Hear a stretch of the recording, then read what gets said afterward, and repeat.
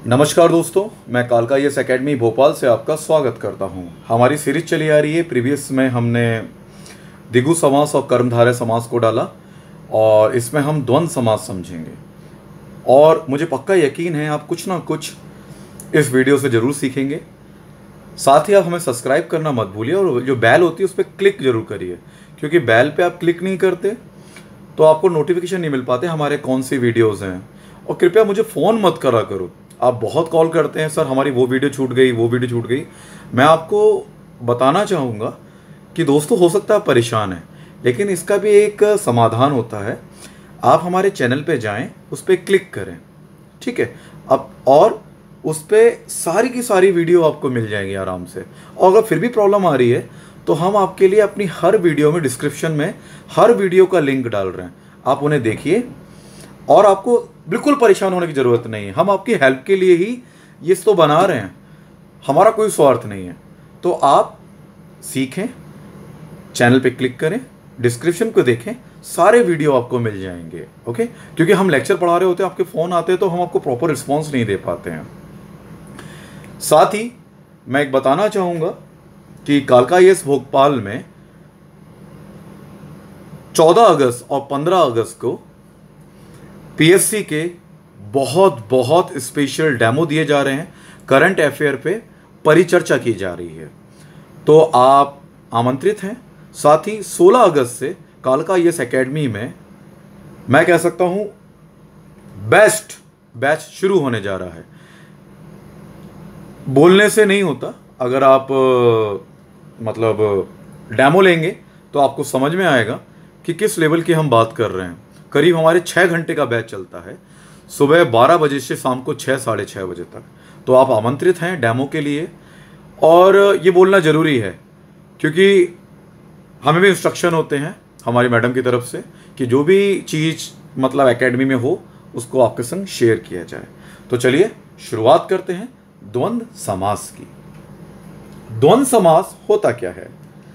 द्वंद्व समास वो होता है जिसके दोनों पद प्रधान हो अथवा दोनों पद संज्ञाएं हो, दोनों पद, और या फिर दोनों पद विशेषण।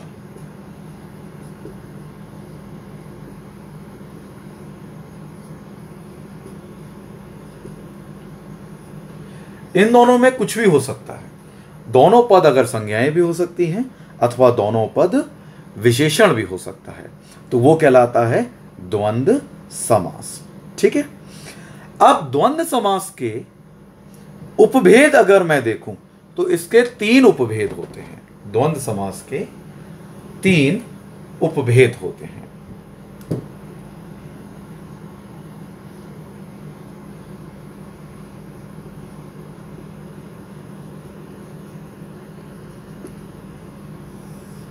तीन उपभेद होते हैं द्वंद्व समास के। पहला होता है इतरेतर द्वंद्व। दूसरा होता है समाहार द्वंद्व।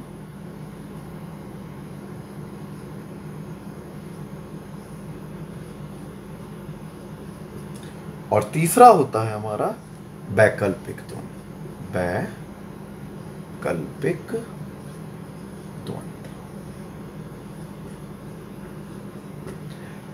ये 3 प्रकार के द्वंद्व होते हैं और इनको समझना है। पहले मैं आपको ओरल समझा देता हूं।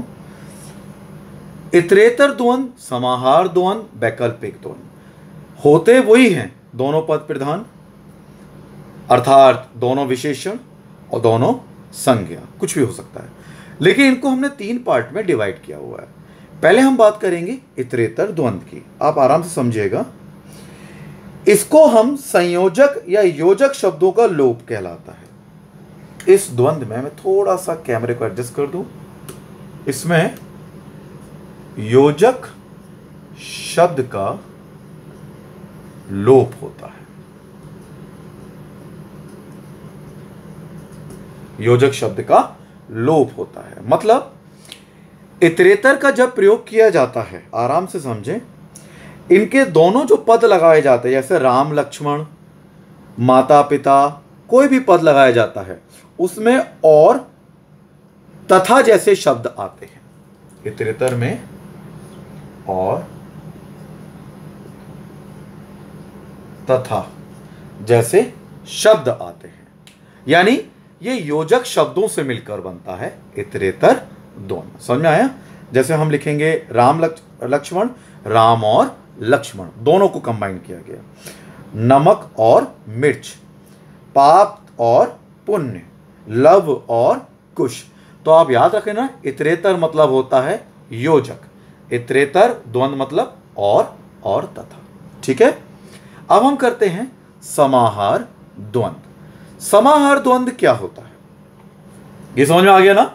राम और सीता, पाप और पुण्य, भला और बुरा, राधा और कृष्ण, राधा तथा कृष्णा, मतलब दो पदों को आपस में जोड़ रहा है, इसे मैं लिखा हुआ है योजक।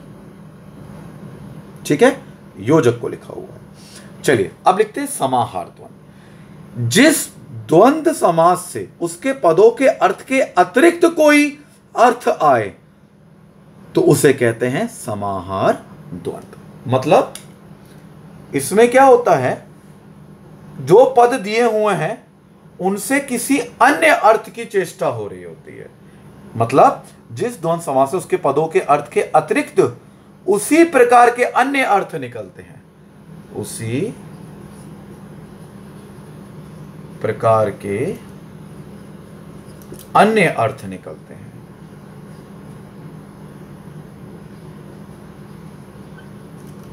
उसे समाहार द्वंद्व कहते हैं।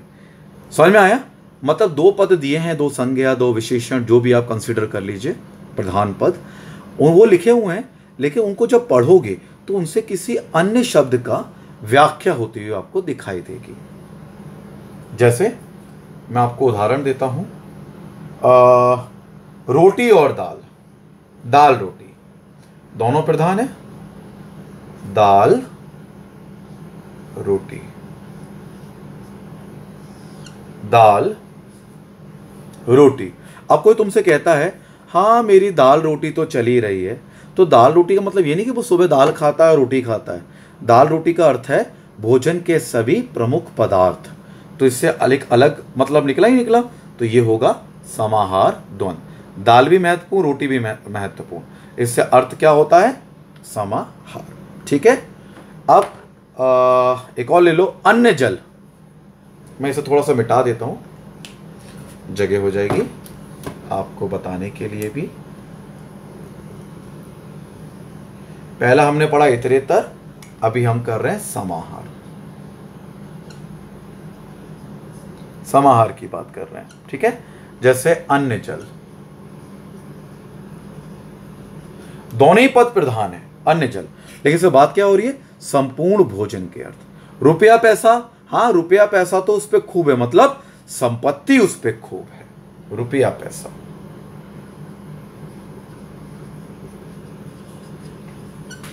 यानी इसका अर्थ आ रहा है संपत्ति से, संपत्ति से इसका अर्थ आ रहा है। ठीक है, रुपया पैसा, अन्न जल। अब मैं कहूं कहा सुनी, कहा भी इंपॉर्टेंट है और सुनी भी इंपॉर्टेंट है।